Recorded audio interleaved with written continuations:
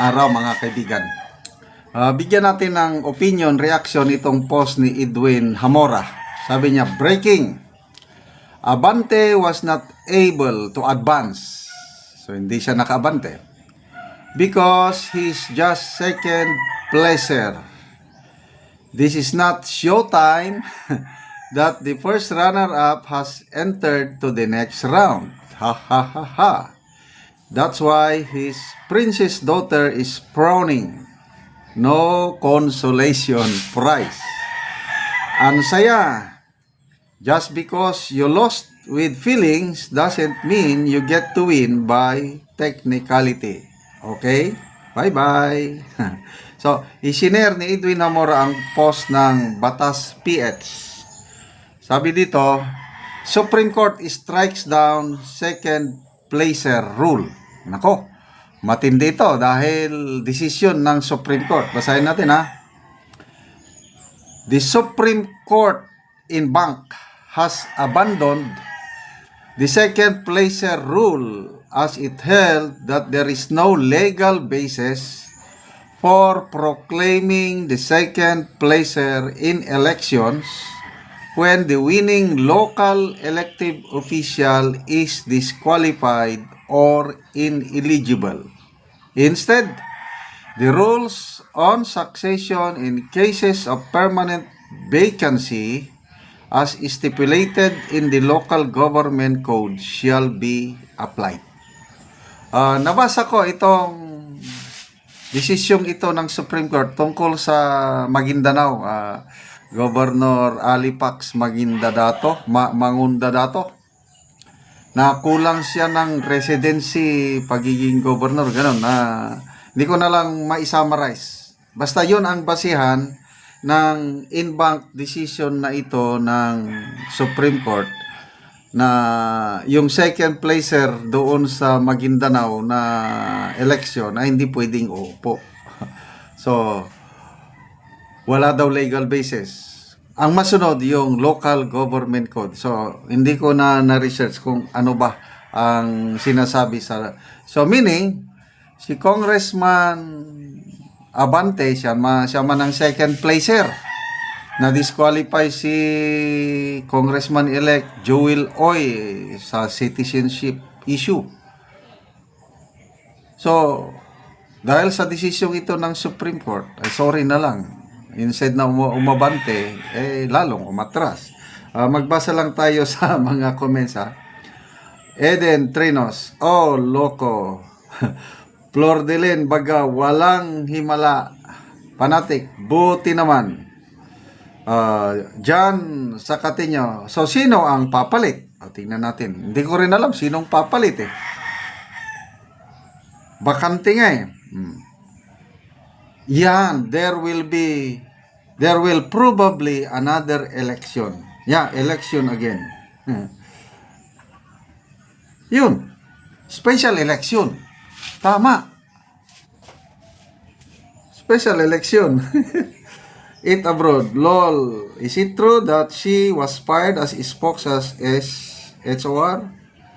Also, the nerve, if she is... So, hindi ako sure nito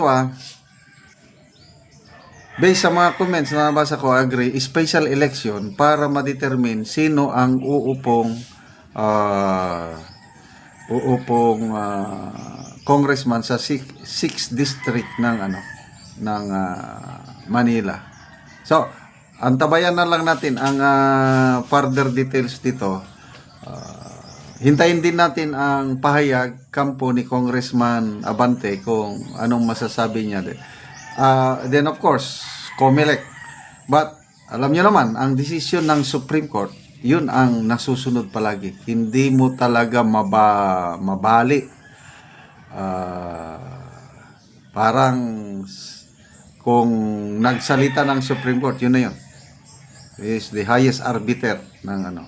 Okay. So, speaking of Princess Abante, yung I don't know, nakakahiya ba or ano, kulang sila ng coordination. Yung sinabi niya na hindi daw, ang House of Representative daw hindi nag-file ng administrative or criminal complaint against kay BP. Yun ang pahayag niya eh. Ay, napilitang nagsalita si Ombudsman Martires na, ay kung hindi kayo nag-file, bakit kayo nag-furnish sa aking opisina ng committee report ng good government? Ano yun? Sabi niya. Anong purpose niyo? Pinadala niyo ako para scratch paper, para souvenir, para ano kay ay wala naman pala kayong plano na magsampa ng kaso. So, nakakaya yun. Hindi sila nag-uusap. So, nakakatawa pa tuloy. But, makita nyo ang Office of the Ombudsman dahil nakatanggap siya. That's a formal document. Ang SOP is pasagutin yung nasasakdal. Kaya nagkaroon ng order ang ombudsman, pinapasagot kampo ni BP Sara tungkol sa, ang daming kaso, patong-patong, lahat na lang na pwedeng kaso. Binilang ko parang siyam. Doon is plunder, kung ano pa, betrayal of public trust, bribery, so lahat na lang ng kaso inilagay doon. But anyway, you cannot put a good man or woman down. So, bahala na ang mga yung kaibigan ko nga, si Chris Torres, sabi niya, Sir, grabe naman ang ginawa ng HOR. Daming kasong isinampa kay BP Sara. Sabi ko, don't worry. Kayang-kaya ng mga abogada ni BP Sara. Yung 16 lawyers niya sa impeachment court, sila na rin ang aasikaso niyan. And may nagtatanong din, ba't kaya ni BP Sara magbayad ng ganong kadami ng abogado? O remember, yung husband niya is abogado, may sariling law practice. So, huwag na kayong magtaka kung ganyan. Ibig sabihin, maraming handang dumupinsa kay BP Sara, kaya huwag na kayong magtaka sa dami ng kanyang abogado. Okay?